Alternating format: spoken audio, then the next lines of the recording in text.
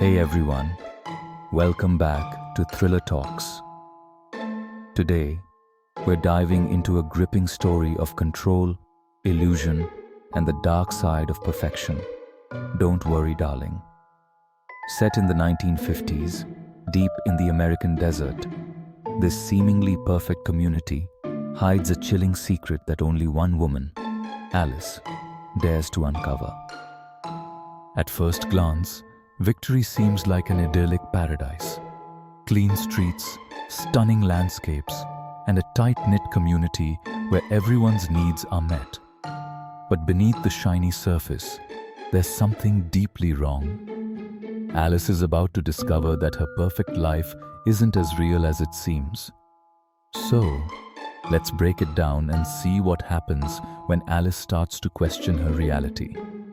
Now, Victory is supposed to be every middle-class family's dream. The women spend their days in yoga classes, chatting by the pool, while the husbands head off to work at this mysterious company called Victory. Everything is pristine. Everything is perfect. But for Alice, despite having the loving husband, beautiful home, and leisurely days, something doesn't sit right. She starts noticing little things that don't add up.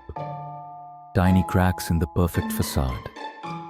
It's a life of luxury, but the more Alice settles into it, the more she feels like there's something missing. Let's talk about the moment Alice's doubts begin to surface. Literally. One morning, as she's making breakfast, she cracks open an egg, but there's nothing inside. It's completely empty. Now at first it seems like a small issue, just a bad batch of eggs, right? But when it happens over and over again, Alice can't ignore the feeling that something is terribly wrong. She brings it up to her husband, Jack, but he brushes it off with a laugh, making it sound like she's overreacting. But here's the thing, this small, seemingly insignificant moment is the beginning of Alice's realization that the world around her isn't what it seems. Things really start to heat up when Alice attends a lavish Victory party. The founder, Mr. Victory, stands in front of the guests, praising the community as a haven from the chaos of the outside world. He talks about the world beyond, war, poverty, and instability, completely contrasting it with Victory's perfection. But right in the middle of this perfect celebration, Alice encounters someone who's not so convinced. Mona, a fellow community member, whispers urgently to Alice, "We shouldn't be here." Mona's sudden outburst shocks everyone, and her husband quickly drags her away, dismissing her behavior as just another emotional episode. But Alice can't shake the feeling that Mona's words mean more than they appear. The next day, Alice decides to visit Mona at home. Mona is acting distant, almost like she's lost in a fog. She repeats the same warning. "I'm trapped here. We all are. You have to leave." But before Alice can get more answers, Mona's husband Byron steps in and shuts her down. The other residents of Victory dismiss Mona's behavior, chalking it up to her grief from losing a child. But Alice isn't convinced. The more she listens to Mona's words, the more she starts to notice that strange things are happening around her. It's like everything is off, just a little bit. Like she's in a world that doesn't quite match reality. Then comes the day Alice sees something she can't ignore. A plane crashes into the mountains at the edge of the desert. She begs the bus driver to stop so they can investigate, but he refuses, insisting they stick to the rules. Alice can't just let it go. She gets off the bus and heads into the desert on foot, determined to find answers. After hours of walking, she stumbles upon something strange. This dome-like structure, shimmering in the distance.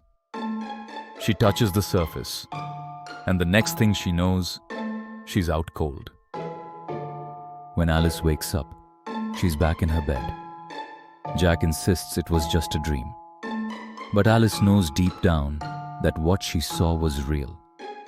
And soon she begins to experience even more disturbing phenomena. Things like walls that seem to shift and voices in her head that she can't explain. Mona's warning keeps echoing in her mind. You're trapped here. Then Alice witnesses what seems to be Mona's suicide. Mona climbs onto a rooftop, slits her throat, and falls to her death.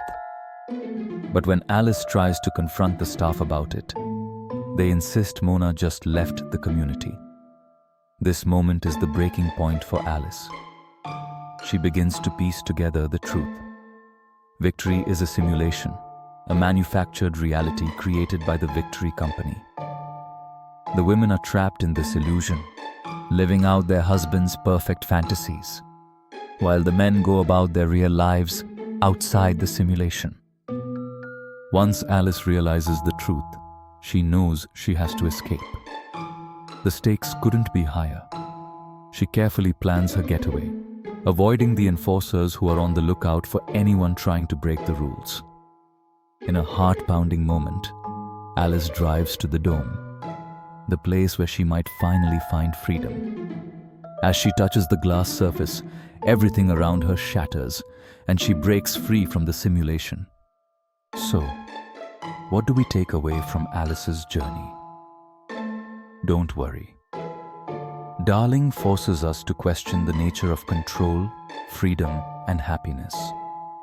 In a world where the line between real and artificial is becoming increasingly blurred, what does it mean to live authentically?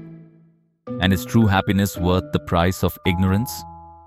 Alice's journey reminds us that it's important to question the world around us. It's easy to fall into the trap of comfort, to stay in the illusion if it makes life easier.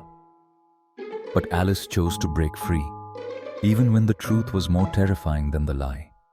And that's what makes this story so powerful.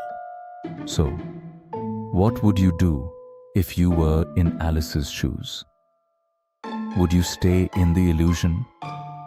Or would you risk everything to find the truth? Thanks for joining me today on Thriller Talks.